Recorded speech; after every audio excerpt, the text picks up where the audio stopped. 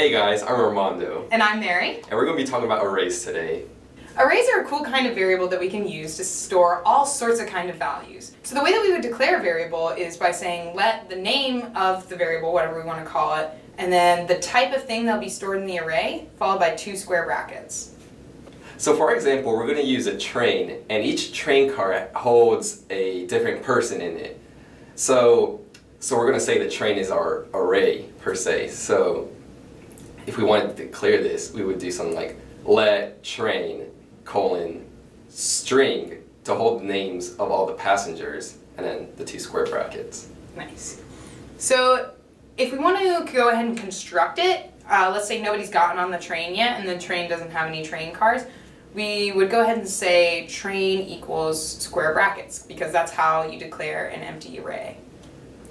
Yeah, and then if we already had some passengers getting on the train, so let's say there was 3 passengers on our train, so we could say something like train equals square brackets Bill, Joe, Jill, and square brackets. So if I was looking for my good friend Jill, I would actually want to access her by saying train at index 2. That doesn't make much sense because Jill is obviously the 3rd passenger, but the way that arrays work is they start counting at 0 instead of 1. So although it's more intuitive to think, oh, Jill's the 3rd passenger, 1, 2, 3, I'll do train at 3. Train at 3 actually doesn't exist. It's an empty spot, has nothing in it. Whereas at index 2, you'd go 0, 1, 2, and that's where you'd find Jill. So if you want to actually find out like how long our train is, the arrays have a special property which allows you to view the length of the array. And the way we can find this property is just doing something like train.length. Now let's say that when I find my friend Jill on the train, that I'm going to pull her off and somebody else is going to get on in her place. Well, how do we do that? We can do that by reassigning that index. So we can say train at 2 equals Fred now instead of Jill. So if somebody else were to get on the train, how would we go about putting them there? Well, a nice easy way to do it is by saying train at train.length and then assigning someone there, like Zach. So in that way we're going to the very last index, that one that I said before that was blank, and we're going to put someone in there. An important thing to note about arrays though is if we go back to the declaration of our train, we said that we would declare it as an array of strings.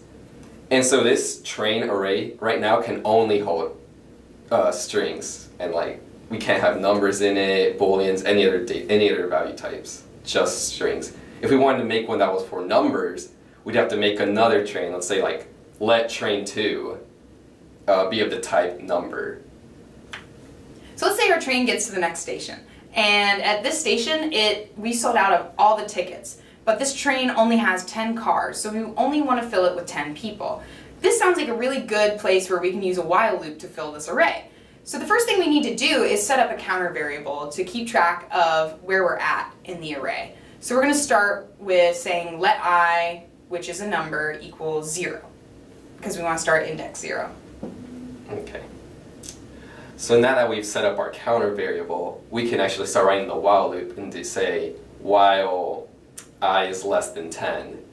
Then after that, open the brackets. And that's where we're going to start actually assigning passengers to their respective seats in the train. So once we enter the while loop, we can assign train at index I to be equal to await prompt string, what is this passenger's name?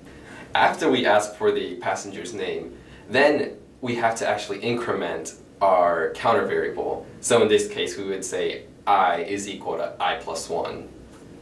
Yeah, so when we're incrementing it, that's also going to change what index that we're assigning the passenger's name to in the array. So in that way, you'll have it'll start at 0, assign a name to index 0, then it'll increase to 1, assign a name to 1. So you can go all the way through the array and give a unique user-entered input for each index of the array.